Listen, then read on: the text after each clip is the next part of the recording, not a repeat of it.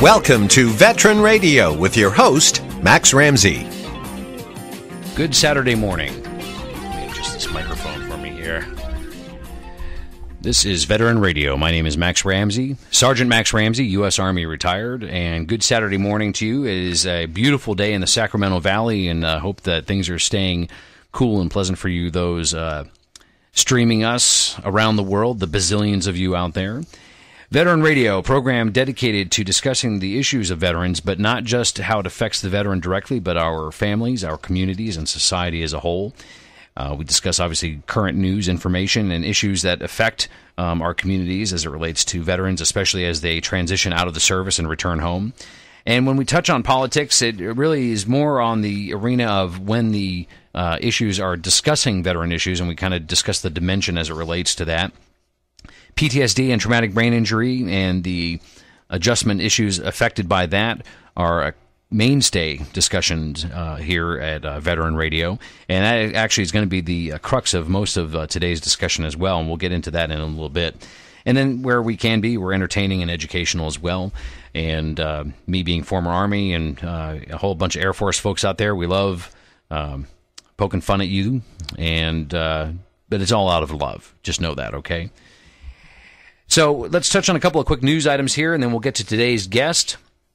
The first thing I wanted to discuss is that the VA introduced a quote-unquote new model for disability programs, and it was touched rather in depth from the American Legion earlier this week. They are trying to segment the claims process into three primary, I'll call them roadways. You have the express lane, which is for fully developed claims. And this would be, I would say, ideal for somebody who is medically retiring from the service, because you're going through all of that medical evaluation before you even separate from the service, and you will have already filed your claim with a representative before you even separate from the service.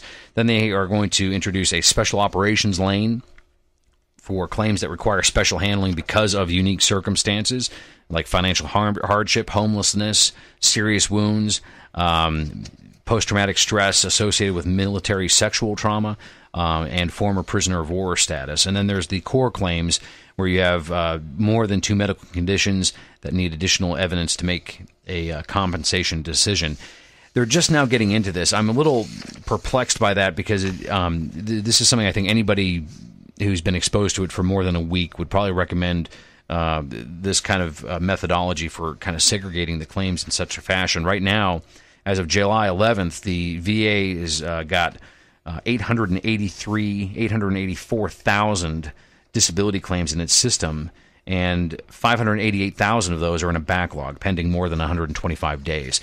I'm not telling you guys anything you don't already know. Claims of that type get processed through the Oakland Center, and we know that center has undergone some issues.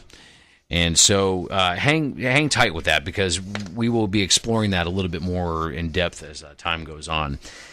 Stolen valor, as you may have heard, was overturned by the Supreme Court, and one faker, a Richard David McClanahan, he no longer considers himself a veteran, even though he is a veteran. I mean, he served, but then he claimed a whole bunch of fancy fake stuff as part of his service, and he was convicted on the Stolen Valor Act. And he's even saying, taking the high road on this and saying, I'm not going to have my record expunged. So go figure, a little bit of redemption on his end here.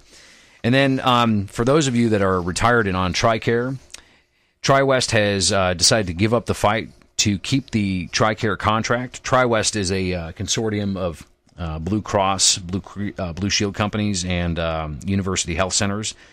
And they manage the western area. It covers about 21 states. And they have been in a contest against United Health Group based on an award of the contract. They were fighting to keep it, and they have now announced that they are going to throw in the towel and call it a day. So as that affects us, because I'm on TriWest, and I'm as a retiree, I paid the premiums for that. So I will be very interested to see what happens with the program as United Health Group takes over. So we will cover that and get that out to the rest of you guys as well. And then finally, a report just came out recently, it looks like yesterday, that the Defense Department does not have any measurable way to know if PTSD programs are working. Back in 2010, the Congress mandated an Institute of Medicine panel to review the DoD and VA PTSD treatments. And the report has come out that the group, it looks like veterans who screened positive for the disorder, about 40% have received referrals for care. And of those, just a little over half, 65%, actually go on to actually get the help. Now, and then, of course, this group recommended that the DoD and VA should improve tracking of treatment and outcomes. Everything always involves more tracking on that. As much as I want to poke in the eye of the DoD and VA on this type of thing, I can't help but wonder, though, when you have only 40% that receive referrals for care. Okay, granted, that's a VA-DoD issue there. But then, of those 40%, only 65% actually go on to get help. Now, how much of that is on the VA and the DoD? Okay, you can poke a little bit at the VA for scheduling on that, I suppose. But then it falls on us, the veteran, to be in charge of our care. The first people involved in our care is us, the veteran. And if we're not involved, then what good are we doing ourselves and our families around us? So that dovetails into our guest, and we have a great show today. The whole program is going to be dedicated to post-traumatic stress disorder, or whatever its name of the day is. And in the studio with me, I have Dr. Lori DeCarvalho. She is a clinical psychologist, a board-certified expert in traumatic stress. She was the founder and medical director of Behavior Health Services for Adventist Health Central California Network, which grew to 26 clinics, 4 hospitals. She was a research scientist, education specialist at the National Center for PTSD at Tripler Army Medical Center in Hawaii. And she's the president and CEO of the Center for Integrative Psychology and Wellness, located in Napa, California. She's also an associate clinical professor of psychiatry at Loma Linda University Medical Center in Southern California, where she tells those eager young minds that it's all in their heads, right? And she's the author of 3 books. 2 of these books are companions to each other. They're titled Stress After War. One is a clinician's guide, and then the other is the soldier's guide, I guess you could call it, for strategies for managing. Her most recent publication is Healing Stress in Military Families, 8 Steps to Wellness. So good morning to you, Dr. D. Good morning, Max. Yes, definitely speak up into that microphone. So for those of you that are not driving, just relax, close your eyes, and listen to Dr. DeCarvalho's voice. It is soothing in and of itself. We are going to be touching on a lot of information today. She's here for the whole program. And then I'm so I don't take up all the radio time saying your whole name. It's okay if I call you Dr. D? That's fine. That's fine. Great. So good morning. Good morning. Thanks for having me. It was great that you're here. And it was cold in Napa this morning, you were telling me. It was. It was about 55 this morning. It was pretty chilly. Very pleasant. You know, it's been like 128 degrees here for the past week. So I've heard. Yeah. I'm sorry. And you came on the perfect day. You brought the cool weather and the Delta breeze with you. Which I'm grateful for. That's great. So let's talk a little bit about just the basic condition of PTSD. When you and I were talking and preparing for the program, and for those of you that know, these programs are not interviews. These are prepared discussions so that we can kind of frame our discussion within the time allowed. Let's talk a little about the condition of PTSD and the difference between the condition versus normal adjustment issues, because it is a very fuzzy line. It was one of the first things we talked about because, you know, a lot of the symptoms involve anger, detachment, you know, unemotional feelings, things like that. You know, I have that on a daily basis, although I'm reasonably functional, I think. So, you know, maybe PTSD is not a diagnosis for me per se. But then there's, you know, guys that have been through a little bit more than even I've been through, where they have the same symptoms, but that falls under PTSD. Share some of the differences for those that wonder if they got it or if it's really... Help us understand the difference between mere adjustment issues and PTSD. Well, the main difference is really that one of them is temporary and the other is permanent. So when you're talking about an adjustment disorder, or as we call it in the clinical field, or adjustment issues, that's really temporary.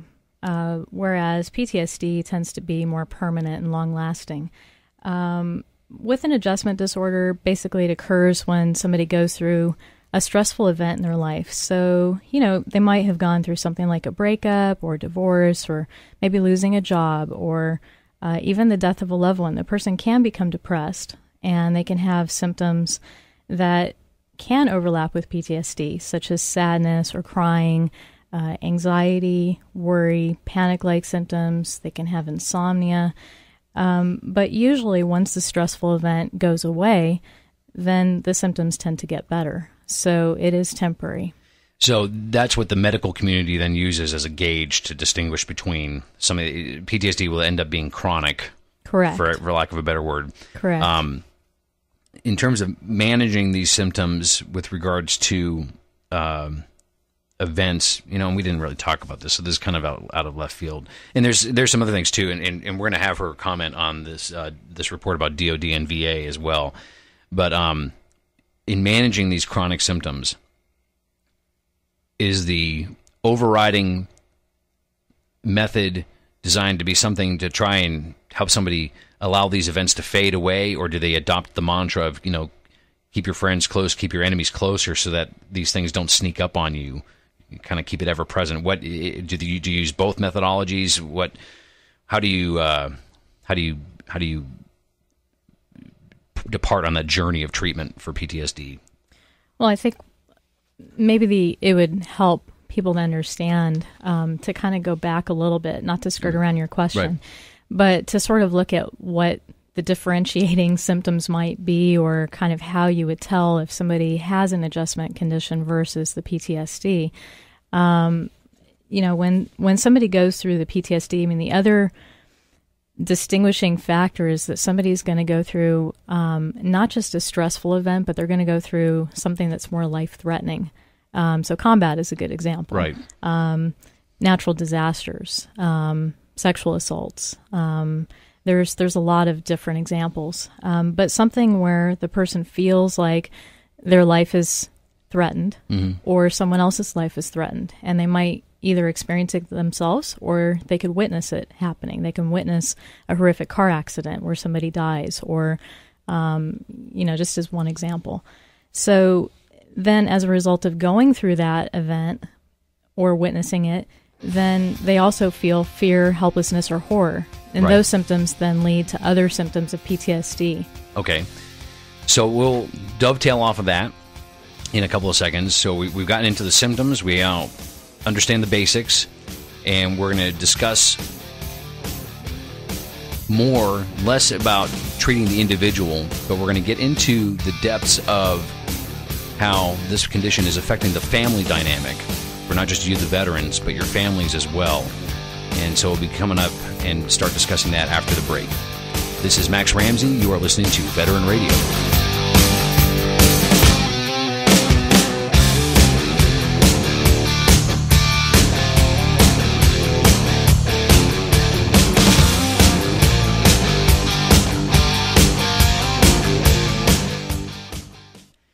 Outback Steakhouse wants you to come on over and try the juicy signature sirloin or succulent lobster tail paired with a dressed baked potato. Or you can try the steak and choice of shrimp dinner. You get a signature sirloin and your choice of grilled shrimp right off the barbie, or classic coconut shrimp plus 2 freshly made sides, all for one down under price. Your local Outback has the perfect gifts for moms, dads, grads, summer events. Buy some gift cards and give them out as gifts for friends to come and join you at Outback Steakhouse. They just start every day fresh to create the flavors that you mates crave. New creations, grilled classics, made fresh daily using only the highest quality ingredients sourced from around the world. Visit Outback.com and find your local Outback. Open at noon on Sundays, too.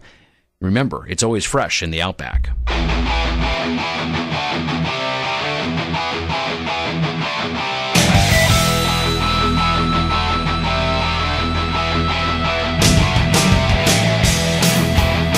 You are listening to Veteran Radio. Thanks for staying with us this morning. My name is Max Ramsey. In the studio with me this morning is Dr. Lori DeCarvalho. She's a clinical psychologist, board-certified expert in traumatic stress. She's the founder and medical director of the Behavioral Health Sciences for Services for Adventist Health in the Central California Network. She's the author of at least 3 books. We're just going to be discussing one of them here today. She's also president and CEO for the Center for Integrative Psychology and Wellness, located in Napa, California, and she's an associate clinical professor of psychiatry at Loma Linda University Medical Center in Southern California. So she's got the goods. She, if you look her up on the internet, you'll notice she has lots of letters after her name. And one of the things that we talked about in terms of also with PTSD is the existence of the condition. Describe its relationship to traumatic brain injury or chronic traumatic encephalopathy. Did I say that right? You did. I did. CTE, as it's also known. And for those that don't know what that is, everybody, if you don't know what traumatic brain injury is, I got nothing for you. But the brain undergoes some kind of concussion effect. It starts with something as minor as a concussion. It is implemented. It is inflicted through the concussion of a blast or through hitting your head in a manner. CTE, on the other hand, is a condition that can develop after continued impacts on the brain. Boxers get it. Football players get it. Military service members that are in the field and subject to attack through high explosives and other events can get it. So those are physical maladies that occur as a result of combat. PTSD can coexist with these conditions, or it can be its own standalone thing. So Dr. DeCarvalho is going to share with a little bit about PTSD and how it can exist on its own versus it being part of a larger issue for the veteran, and the tools that clinicians use to help determine that, because I think that's one of the challenges that a lot of vets go through. We'll take it from there. So share the relationship, and just take it before I start fumbling on my tongue more, Doctor, please. Well, I think one important thing to understand is that somebody can have either PTSD or a traumatic brain injury. Although in the field, when we're dealing with people, it's not as common.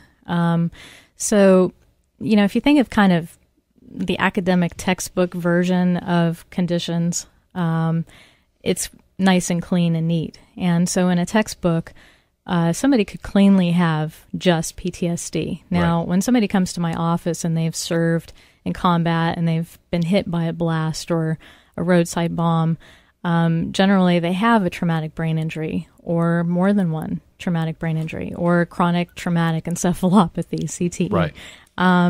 So in real life, while textbook is nice, it's not really the case. And usually you have veterans who come back with both PTSD and traumatic brain injury. And but I'm going to hit on the traumatic brain injuries first. So for those of you out there in the listening audience that haven't heard the terms, there's what we call MTB.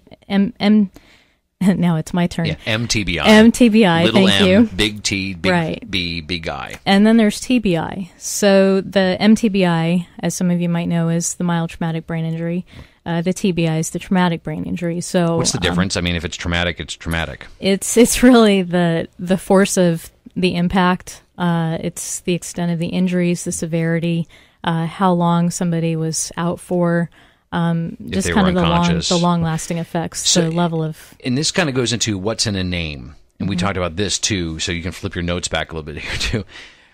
One of the things that's going on here, and I've seen vets and through social networking, guys tell me last month, June, for those of you that don't know, June was PTSD month or PTSD awareness month. And then we just came through the 4th of July. Guys in my company in the Army kind of joke and, we wince at each other and we say, Happy TBI Day, guys, or Happy PTSD Day. What is in a name? Because now the VA is trying to adopt an idea that they should call this something else. Instead of calling it post-traumatic stress disorder, they're talking now about, or they have called it now post-traumatic stress or post-traumatic symptomology, I think you were telling Right. me. So what is in a name? Because for us, the vet, we don't care what you call it because it's not removing the stigma and all these other social issues that are accompanying it. But for those of us that don't understand, what is in a name and why is this important to the medical community? Well, really, in the medical community, the reason that we have diagnoses and names or labels is because we have to communicate with each other as professionals. So really the value of having a diagnosis or a disorder called PTSD is so that we can all, as medical professionals and clinicians, communicate with each other so that we can guide treatment in the best directions. Right. So it is. We can acknowledge that it's a disorder then. It is, So, because it affects somebody's ability to function. Exactly. Yeah. So, and I'm not trying to get you to bash anyone, okay? In your opinion, based on all the work that you've done, both in the military environment, as well as the for lack of a better word, community health environment in the Central Valley, and now in your private practice, is there?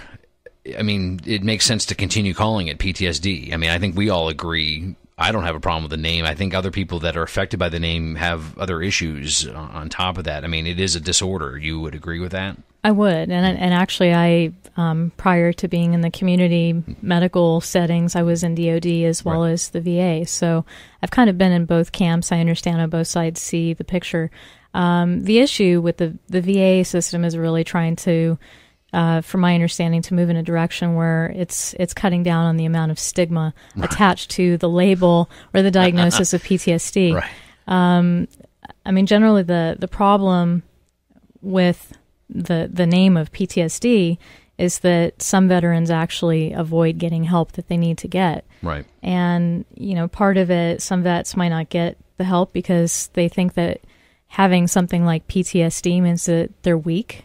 And as you know from serving in the military, Max, and those of you out there, that when you're in the military culture, weakness is not favored very much. It's about function. It's about getting back in and doing what a person's supposed to do. Sure. And so that's one reason people might not seek help because of the term of PTSD. The other might be that they fear that it could hurt their career, their military career. Right. I encountered a lot of that. So, on the other hand, if you think about it, not getting the help is really a lot more potentially damaging because the symptoms of PTSD, it's unfortunately not one of those conditions where you hear that time heals wounds and things get better. PTSD, unfortunately, does not get better with time. It requires treatment. Okay. So treatment, a lot of guys now will talk about treatment. There's a joke in the community amongst veterans that PTSD stands for please take some drugs. Now, you're a clinical psychologist, so unlike a psychiatrist, you can maybe explore and consult to maybe explore treatment that uses drugs, but as a clinical psychologist, that is not your main tool. Let's see here. We got about a minute and a half left here. So describe the main driving difference between people in your line as clinical psychologists versus medical doctors and how they look at treatment options. If you can just, aside from that, touch on that, here, and then we'll come into a break and then we'll just dovetail that into the family dynamic. Well, really the distinguishing factor is as clinical psychologists, we don't prescribe. There are a couple of states where there are prescription privileges, but we don't prescribe. We can recommend medications to physicians, but generally we look at other forms of therapies for veterans and patients. Now, the medical community, really, when you look at it, the medical community is the first line of defense in your terms. So the primary care providers usually are the frontline responders. They're the first providers that veterans go see. Right. And as you were reading in the report, I mean, the very, very disturbing thing that still happens is that less than half of veterans get the care that they actually need for PTSD and depression, even though they're diagnosed. Right. So people are still falling through the cracks, even though they have the diagnosis or that label, the name, right. PTSD. All right, folks. So when we come back into the second half of the program, we're going to discuss these issues and then dovetail them into the dynamic of the military family and discuss a couple of the main driving points in her book. And we'll also look at taking your calls if you have any questions. My name is Max Ramsey. You are listening to Veteran Radio.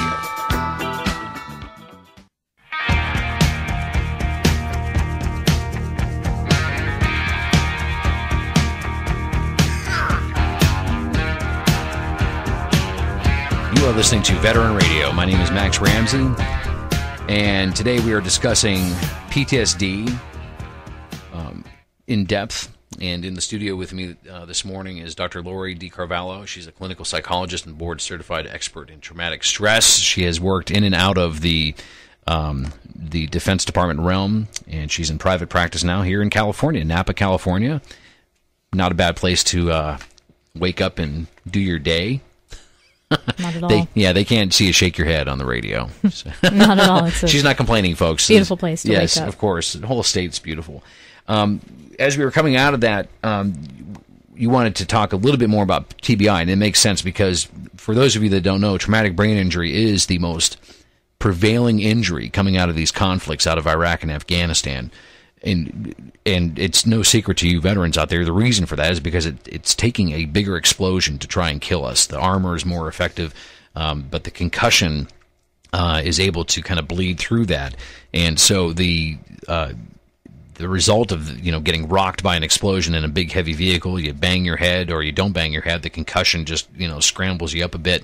But in the end, TBI is the most common injury coming out of these conflicts, and you want to touch a little bit about that because obviously that makes a component where somebody's suffering from post-traumatic stress. They need to be able to understand, maybe I do have TBI, maybe I should get that looked at and discuss. Well, traumatic brain injuries, kind of going back to that topic, they're really what are being called the signature wound of this conflict of OIF, OEF. Currently, the statistics that we know, there's about 1/3 of a million service members that have been affected by a TBI or who have one. It's significant. 1/3 of a million is 333,000. Over 300,000. Right. And the number grows every day. Right. So it's a really, really prevalent problem. There have been some other studies where at Walter Reed, where they take in a lot of the guys coming back and the women,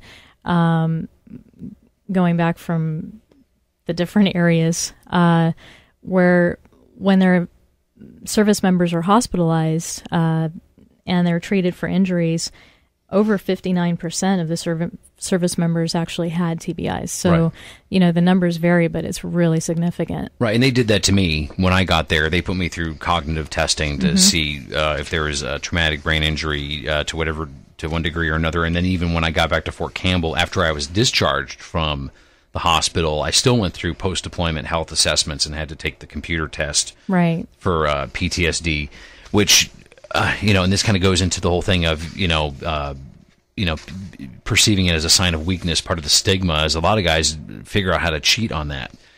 And I mean, and the questions are kind of silly too. It's like, when I see flowers, I think of A, I get enraged, B, I think pretty thoughts, C, puppies and dogs, and D, all of the above. And so obviously you're not going to pick rage, you're going to pick, puppies and dogs or something like that. And they're going to say, oh, well, that guy doesn't have PTSD, he thinks of puppies and dogs.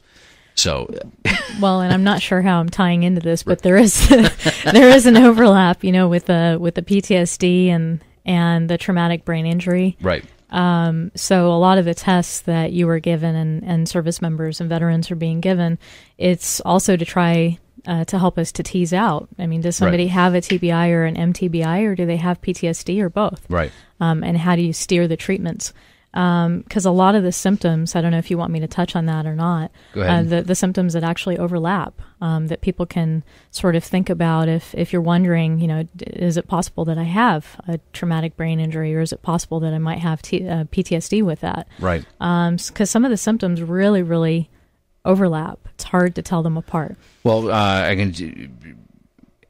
anger, emotional detachment, I imagine, are part of that. Right. Distractibility, so just being really distracted. ADD. Concentration problems. Look, yes. something shiny. Right? Right. Look, shiny object. Right. Let's talk about indie racing right now. I'm sorry, did I say that out loud? Keep going. Poor working memory. So if somebody's trying to process information, slower processing speed. So if they're trying to process information, they're trying to remember something, their brain doesn't work as fast. It works in slow gear. Right. And then problems with what we term executive functioning. So what that is basically the planning, the organizing, the executing tasks. Just kind of getting through a day, planning making your a grocery vacation, list, going to the grocery store, trying to not walk in and go, why did I get here? And what am I doing here? And oh my gosh, where did I park my car? And where did I put my list? Right. Yeah, exactly. So what am I doing in a grocery store? Irritability, verbal processing. So those are all kind of very, very similar symptoms that you find with PTSD and traumatic brain injury. Okay. And then, but obviously with traumatic brain injury, then there's a physical component that then opens up the environment to other medical or academic treatments that are valid. And actually, in a way, you could argue it's almost more defined. Oh, you have traumatic brain injury in this part of your head. We know this part of your head processes X, Y, and Z. It almost makes it, I don't want to say it's not desirable, but it's it does make for a better boilerplate to treat from, whereas PTSD in and of itself, no one is the same. Right. Well, it's basically true. I mean, for traumatic brain injury, somebody would have head CTs or MRIs or fMRIs or PET scans or SPECT scans, or and none of those scans can uncover PTSD all by themselves, though, right? Yeah, it's and that's one of the challenges that veterans and service members have, is that it's kind of hidden. Right. And although, which we're probably going into in just a few minutes, the family members feel the stress of the PTSD and what they're going through, and they'll pick up on it first, right? So. And so that's the family dynamic. So here we are getting into the meat and potatoes of PTSD, the service member and their families, and your most recent book, Healing Stress in Military Families, 8 Steps to Wellness. So I'm going to cover the 8 steps first, and then we'll pick a couple of them and we'll go through there. And then as we go along with this, if you're in the audience and you have any questions, you can call us at 888-923-1380. That's 888-923-1380. I'm going to give you a caveat, though. Dr. DeCarvalho is not a medical doctor, and this is not a therapy session. However, it can be helpful in maybe helping come up with some framework or some ideas, because some of this we're going to talk about in her, that I referenced here in her book, too. It might just give you some ideas about how to address the problem. So if you're in the audience and you want to discuss the PTSD dynamic and its effect on not just the service member, but you and your family, feel free to give us a call, 888-923-1380. You are listening to Veteran Radio, and Dr. DeCarvalho is our guest in the studio this morning. So the 8 steps to wellness. You have step 1, connect. Step 2, explain. Step 3, discover. Step 4, empower. Step 5, improve. Step 6, process. Step 7, challenge. And then step 8, grow, which is, with growth comes graduation. Correct. You're cured, right? So, no, I know that, folks. She's wincing at me, going, "No, not cured, but you're treated."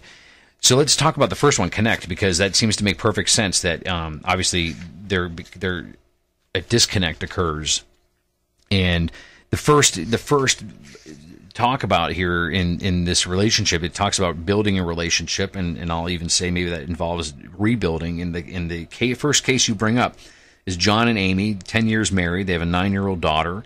John is active duty in the Marine Corps. He's an infantryman and a squad leader.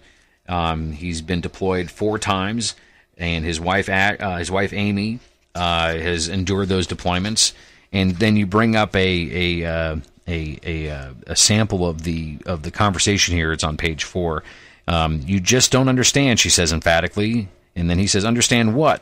And then she says, you come back, you just think everything's the same, right? You think you're the only one who's hurting. You think you're the only one who has it rough. And then he says, don't effing tell me what hard is. You have no idea what hard is. You've had it easy, yada, yada. The screaming match continues, and the therapist steps in and plays referee and simmers things down. And then the silence that first existed in the room has returned, and it's even thickened. I'm sure there's nobody in the audience that can relate to that at all. Even if you don't have PTSD, you don't even know what it's like. But, so, I mean... Just exacerbated. It's by great. PTSD. It's a great boilerplate. And so, how do you connect? The first step I saw in there is you got to find the common ground on the common issues between the family dynamic. But share a little bit about that in terms of reconnecting the family here in this. I mean, how do you bridge that disconnect here? Well, that's really the reason that is the first step. All of the 8 steps start from the ground and work up to the top of feeling more well, I guess, if you want to put it that way. Right. Achieving wellness in the family. So part of the main problem that people complain about, veterans and their family members complain about, is the disconnect. Sure. Just feeling disconnected from each other, feeling isolated. Service members or veterans feeling like, my family doesn't understand what I've been through. The family members feeling like, you don't understand what I've been through. I had to be here, and I raised our kids, and watching I paid the news, the bills, and I right, taken care wondering of, if I'm going to see you on TV. Right. Yeah, exactly. Right. The stress and let's pause into that for a second, because we do have a call. We have Keith in Oroville is on the line.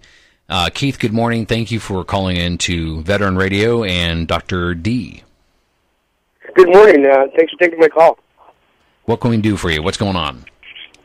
Well, she was saying, I'm retired. I'm retiring. I'll retire as of October 26th from the county of Butte.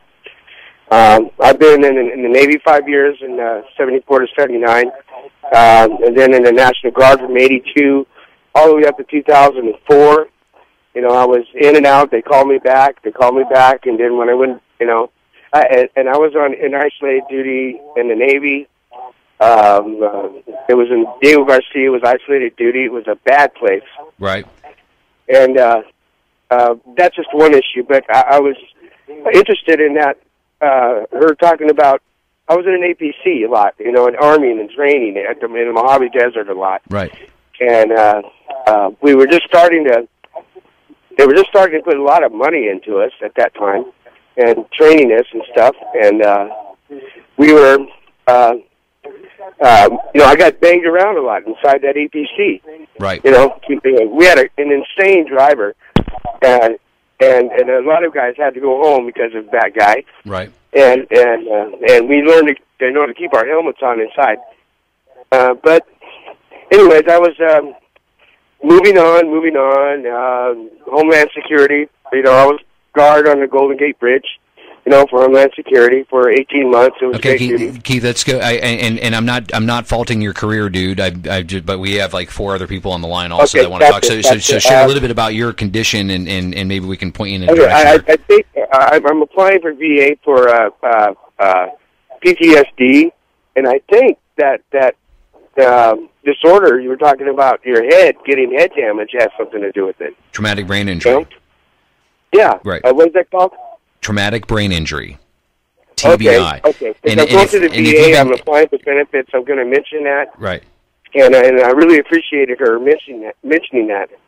And Absolutely. So I really wanted to say that. But can you, I'll take my answer over the air, but can you explain a little bit more what that is? The traumatic brain injury? Is that what you're talking about, Keith? I guess he left. Okay, he's dropped off the line there. So, assuming before you get into that answer, while you're doing while you're filing your claim with the VA, Keith, make sure you're working with a veteran service office to some degree to help represent your claim going into the system. I want to advocate that, whether you're using CalVet or VFW or AMVETS or American Legion. And then he was talking about getting knocked around a lot in the armored personnel carriers when he would be on drill and going through exercises and getting his head beaten up a lot. Share a little bit about the connection between traumatic brain injury and PTSD, Dr. D. Well, they really are related. And Keith, what you have gone through, a lot of veterans are going through. Really what happens is, yes, so you can be in the back of the vehicles and getting knocked around. Even though you may not hit your head or things may not land on your head, you can still have damage that occurs inside of your brain that can change the structure of your brain and can create long-term problems, such as being able to manage your mood, having bursts of anger for no reason, feeling irritable, having difficulties concentrating, things like that, which can make life pretty challenging. Right. So Keith, stay on it, man. First of all, thanks for your service, because you've obviously put a long stint in with the Navy and the National Guard, so you've been at it for a while. I thank you also for your service. So, good work, man. And anything else you need, you want to learn, you can find me, Keith, on veteranradio.us. Send me a message through that, and I'll get back to you, and we can share some more details with you if you want. Let's see, we got some time. We got about a minute or two before the next call. Let's get James on the line from Arizona. He must be streaming us. Good morning to you, James. Thank you for calling Veteran Radio and talking to Dr. D. Good morning, Max. Good morning, Dr. D. Thanks for the show. Great show. Love it. I just want to point out a couple of things real quick. I don't really have a question. I get calls all the time from other soldiers regarding PTSD and TBI, and what I tell them is, I really like the guy I was before, the James that was pre-2003 in Iraq, 2007, 2008 for Afghanistan. That guy kind of died, and almost like a phoenix, and what came out of the ashes was, I want to say kind of a rougher, tougher warrior. But it's not without problems and issues related to anger and anxiety and hypervigilance, and I'm really glad that you said it's not really a curable condition. Mm-hmm. I've had a doctor before when I went through the VA that told me, in all her infinite wisdom, that she's seen PTSD cured, which I couldn't disagree more. But she said you were PTSD cured? Yeah, she said that PTSD was 100% curable, and I told her, well, I'd give back all my awards, badges, everything, if they could take back, all the sleepless nights and the fact that I'm always in a kung fu stance. But I've been searching my way to get back to the guy that I was before I deployed, before I saw combat, and things of that nature. But I think you guys bring some really valid points, and I just want to say, great show. Well, let's turn that into a question, James, because I think I found a question out of that. For somebody like James or me or somebody else that served and is contending with the issues, and they're not the same person they were before. Right. It is probably not a reasonable expectation to try and think that you're going to be back to that person again. Is that that's right? That's the reality, whether it's unfortunate or otherwise. That is the reality. And first, James, thank you for your service. Also, well, thank you. I've learned to recognize, at least with me, that I almost sabotage every love relationship I've ever been in, except for the one that I'm currently in. I'm actually working. It's probably the hardest one I've ever been working on. Issues with my kids, and it's just kind of stemmed, like I look at certain things, issues like, just the stress of everyday life, paying bills, work, you name it, relationships, and I stay away from the phone. I know that's my music, so that was my... That's actually my music. But thank you guys so much. Thanks, James, for calling in. That's James from Arizona calling into Veteran Radio. And like you said, I mean, the reality is that once changed, you can't really go back. So right. We'll touch on, obviously we have to rebuild and embrace the new, and that's what it is. So what we'll do is we're going to take a quick break, and then we're going to come back and we'll have our summary and squeeze as much as we can in, because we covered like a third. This is Veteran Radio. I'm Max Ramsey. What are you going to do for dinner tonight? Why don't you check out your local Outback Steakhouse and take your taste buds on a journey of grilled Alaskan halibut, topped with mango salsa. It's sure to put a spin on your visit down under. Or you can try the tasty barbecue mixed grill, flame grilled chicken with Outback's special barbecue sauce, special off the bone, fall off the bone, baby back ribs, coconut shrimp, all served with Aussie fries, fresh flavors there at Outback. Your local Outback has got great creations for you. They start fresh every day with flavors that you mates crave. All the new creations, grilled classics, made fresh daily using only the highest quality ingredients sourced from around the world. They're now open on Sundays too, so visit Outback.com, find your local Outback, and remember, it's always fresh in the Outback.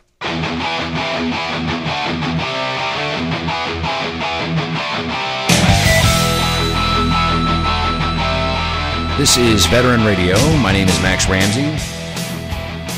And Dr. D, the time has flown.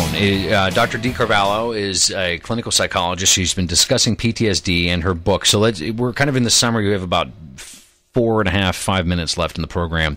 First, if people want to get your book, how do they get your book? And the book we're talking about is Healing Stress in Military Families, 8 Steps to Wellness. Share. Well, you can get this book, our most recent book, which just came out a few months ago, as well as the other 2 books. If you're a veteran, you would want the green book. That's the workbook for veterans. If you're clinicians, you can get the pink book as well as the green book to go along with it. But you can go on to Wiley.com. That's John Wiley & Sons site, or you can go on to Amazon.com.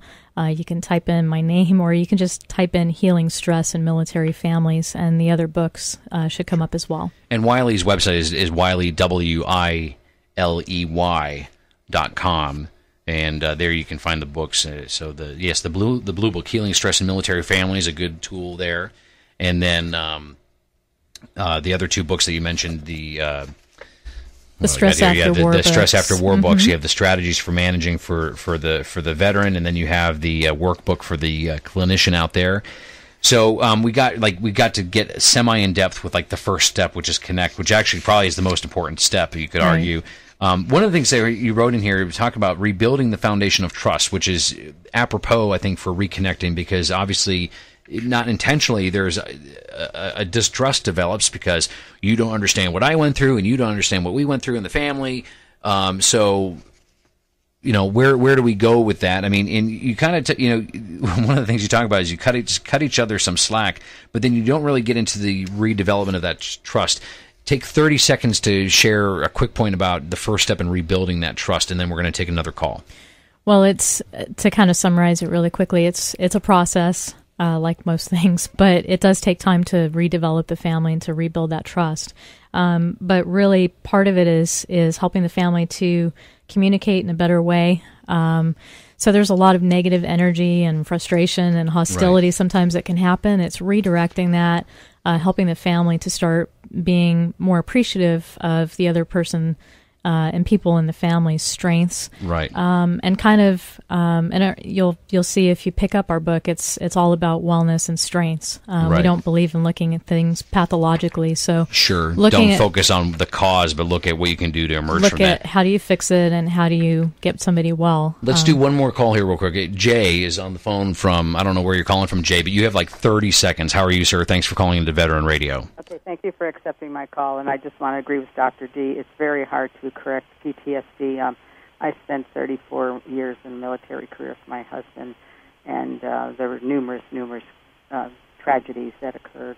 But the biggest tragedy is when my son was 21, he took his life, and my husband died 2 years later. But anyhow, with the PTSD, every time I get any stress at all, it's like I am frozen in that time, and you go right back into that shock. Right. Because I found my son, and then my husband had 2 mid-air collisions, and we actually saw one of them on the television set on the day of the crash here in Sacramento, California. That's terrible. And so my sons witnessed all that too, but and then we have one in Japan also. So the families suffer greatly, believe me. I mean, for me to explain to anybody why my son took his life, he had been through so much stress, So it does affect the families tremendously, because we're here experiencing what's going on somewhere else. And I feel it's hard for families nowadays. Thank you so much, Jay. We're starting to run out of time, ma'am. Yeah, I apologize, but we wanted to get you in because I want to include everyone. Dr. DeCarvalho, thank you for joining us. Thank you. Check out her book. You can log on to Wiley.com. That's WILEY.com. Look for Healing Stress in Military Families, 8 Steps to Wellness. Her other 2 books are on there, too. You can join us on Facebook at Veteran Radio. Look for us at facebook.com/Veteran Radio. If you are a veteran in crisis, pick up that phone and call the crisis line at 800-273-8255. Press option 1. You'll get to the front of the line. And remember, there are but two powers in the world, the sword and the mind.